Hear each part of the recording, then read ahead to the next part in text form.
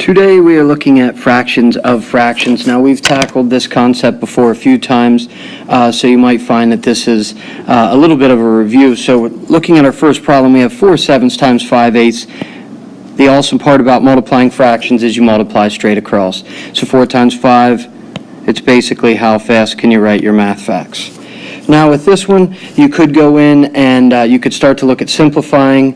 I mentioned that in a previous video, so since they're both even, we realize that 2 goes into them, and I always ask myself with bigger numbers, what about 4? I know for a fact 4 goes into 20, and due to some quick checking, 4 will also go into 56. So if we divide the top and bottom by 4s, we get our final answer of 5/14. All right, let's look at our next one here. We have 2/3 times 5/7.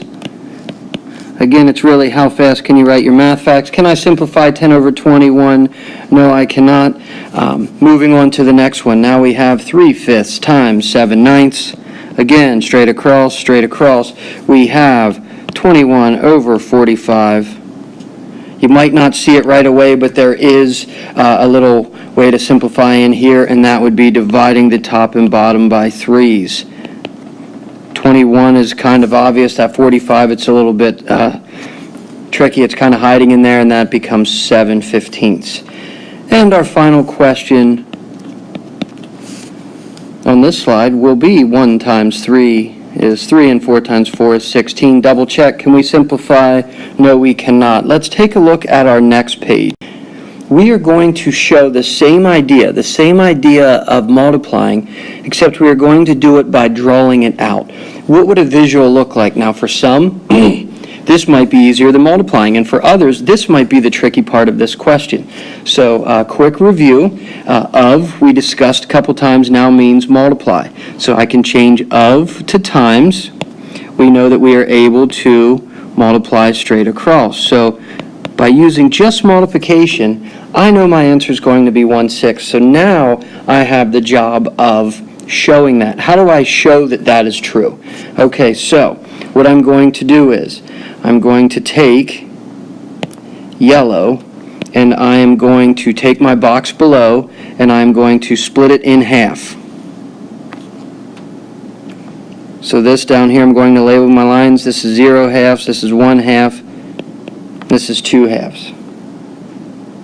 Okay, or 1. Now I'm going to take the blue, and I'm going to split up the same rectangle into thirds. 1/3, 2/3.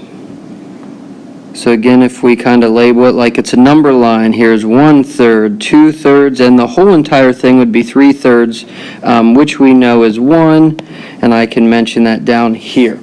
Okay, now, what we need to show is, I need to color in a half. So if I color a half, you can see here I colored in a half. Now I'm going to switch colors, and now I'm going to color in 1/3. So I'm going to switch the size of my point here, and this would be 1/3. Now what you can see is we have some boxes where there's only one color. Our focus is actually going to be on where they overlap, where the white and the purple overlap, and this will show us our answer. So right here is our answer, and you can see that we now divided our box, our rectangle, our original rectangle, into 1, 2, 3, 4, 5, 6 pieces, and I have one of those blocks is double shaded. Therefore, my answer, showing it in the picture form, is 1/6. Now let's take a look at our next question here. Our next one, we mentioned that of means times. Now we have 2/3 and 2/3 times 3/4. Let's multiply straight across. We know that it's going to be 6/12, which we can also call a half. Now how do I draw this? How do I show this?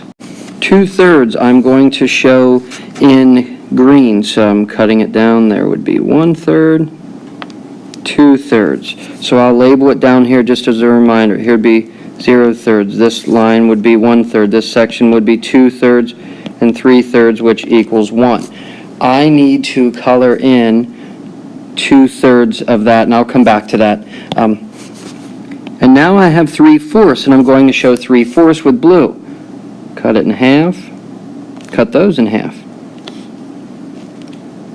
And I have 0/4 here. This would be a 1/4, 2/4, 3/4, and 4/4, which is equal to 1. Now let me go back to my 2/3. Quickly color these in. That would be 1/3. Here we have 2/3. Okay, so in the green, that's showing what 2/3 of this rectangle looks like. Now, I'm going to switch to my blue.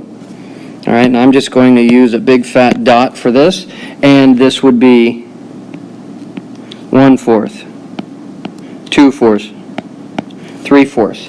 Again, my focus now is on where is the overlap, which is overlapped. And if I look here, some of it was covered up, but right here you can see they have both colors.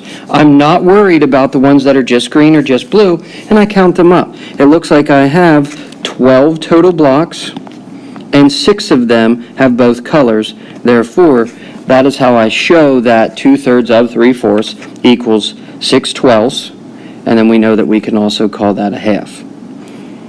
I hope this helps. If you're still a little bit confused, just try re-watching the video again, and that should help clarify anything up for you.